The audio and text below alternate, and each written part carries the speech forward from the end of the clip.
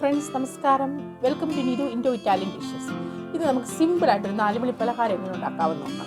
അതിനാവശ്യമുള്ള സാധനങ്ങൾ: ഒരു മുറി തേങ്ങ തിരുമിയത്, ആവശ്യത്തിന് മിൽക്ക് മെയ്ഡ്, കുറച്ച് മുന്തിരിങ്ങ, ഉണക്കമുന്തിരിങ്ങ. ആദ്യമായിട്ട് നമ്മൾ എടുത്ത് വെച്ചിരിക്കുന്ന തേങ്ങയുടെ വെള്ളം ഒന്ന് പറ്റിക്കാൻ വേണ്ടിയിട്ട് ഒരു ഫ്രൈങ് പാൻ വെച്ചു. അതിലേക്ക് തേങ്ങ ഒന്ന് ഇട്ട് കൊടുക്കാം. എണ്ണയൊന്നും വേണ്ട, വെറുതെ ഇട്ട് കൊടുക്കുന്നു. ഇട്ട് കൊടുത്ത് ഇതിൻ്റെ വെള്ളം ഒന്ന് പറ്റിച്ചെടുക്കാം.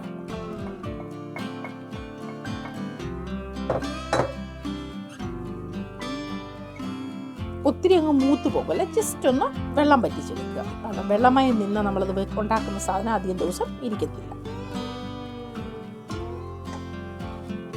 അവിടെ വെള്ളം ഒന്ന് പറ്റിയിട്ടുണ്ട്. അപ്പോൾ നമുക്ക് ഇതൊന്ന് നിർത്തി വെക്കാം. ഗ്യാസ് നിർത്തി ഇതൊന്ന് തണുക്കാൻ വെക്കാം. തണുത്ത് കഴിഞ്ഞിട്ട് ഇതിലേക്ക് മിൽക്ക് മെയ്ഡ് അടിക്കാം.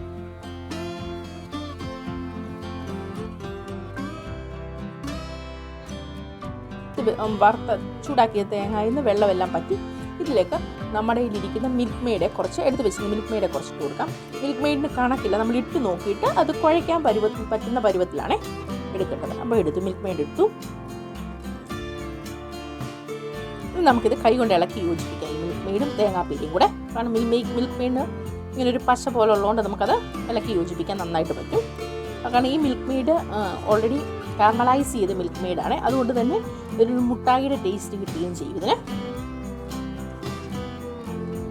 ബോൾസ് ആക്കി എടുക്കാം. ഈ കോക്കനട്ട് മിൽക്ക് മെയ്ഡ് ബോൾസ് ആക്കി എടുക്കുന്നതിന് മുമ്പായിട്ട് ഒരു ബോൾ എടുത്തു. കയ്യിലൊരു എണ്ണ വല്ലതും തടവണമെങ്കിൽ തടവിക്കും, അല്ലെങ്കിൽ നെയ്യാണെങ്കിലും മതി. എന്നിട്ട് ഇതിൻ്റെ അകത്ത് ഒരു കഷ്ണം ഒരു ഉണക്കമുന്തിരിങ്ങ വെച്ചു. നമുക്കിതിന് ബോൾസ് ആക്കി എടുക്കാം.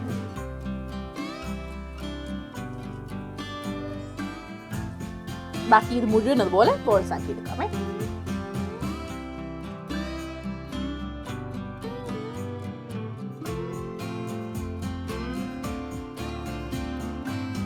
ബോൾസ് എല്ലാം റെഡിയാക്കി എടുത്തിട്ടുണ്ട്. ഇതിൻ്റെ അകത്ത് ഉണക്കമുന്തിരിങ്ങ വെച്ച് ഉരുട്ടി എടുത്തേക്കുന്നു. നല്ല ടേസ്റ്റാണ് ഇത് കഴിക്കാനായിട്ട്.